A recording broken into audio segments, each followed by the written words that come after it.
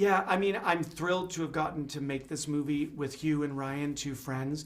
But, you know, the expectations and the love and the reverence for the legacy of these characters and for the MCU in general, it's real.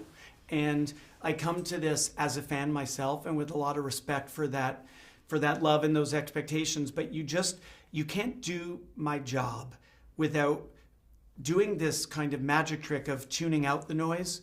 And when it's time to work, you focus on the work and you don't listen to all the outside noise. I have to tell you, all of us who made Deadpool and Wolverine, we will never forget the first day when Hugh and Ryan stepped out in their suits.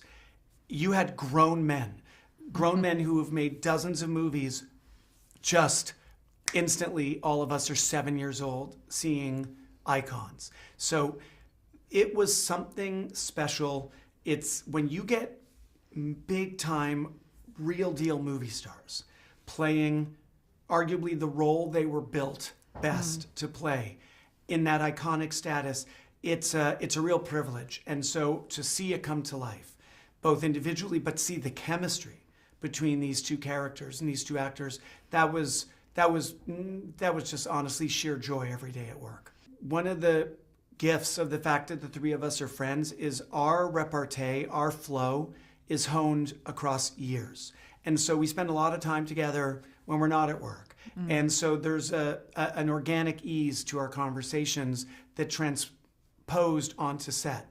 So sometimes we're doing the script, sometimes Ryan would come up with an idea, sometimes I'd come up with a new idea and I would just shout it out from behind the camera. And we didn't need to talk about it. We would just flow right into these new notions. And because we're with friends, we were okay trying stuff and failing because we don't need to be embarrassed in front of our friends. And if you're free enough to try and fail, the beauty of it is you're also free enough to try and find something inspiring. Emma was our first and our only choice to play Cassandra Nova. It's an Omega level mutant, sibling of Charles Xavier, never been represented on screen. And so it felt like a big opportunity to craft a villain who is not scary because of physical brute force, but because of low-grade psychosis masquerading as charisma and always unpredictable. Emma embraced that unique quality of Cassandra and gave us a villain and a performance that's truly, I think, unique in the MCU. I've made a lot of movies that use a lot of visual effects, but I also, ever since Real Steel, really, where we built a lot of those robots for real, I've learned that you need to base the visual effects work in something practical. So we built sets, we went on location, we built weapons and devices for real. Ones that, frankly, many movies would have just thrown to visual effects. And it's not my philosophy. And frankly, I think Wolverine and Deadpool, they're analog heroes. They're real world, grounded Marvel characters. They're not from space.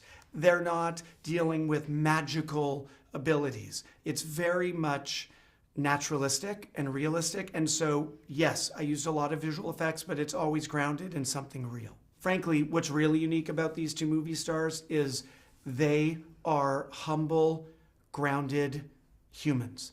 I've worked with a lot of famous people. I've never worked with two who are equally sensitive, empathetic, and as interested as they are interesting.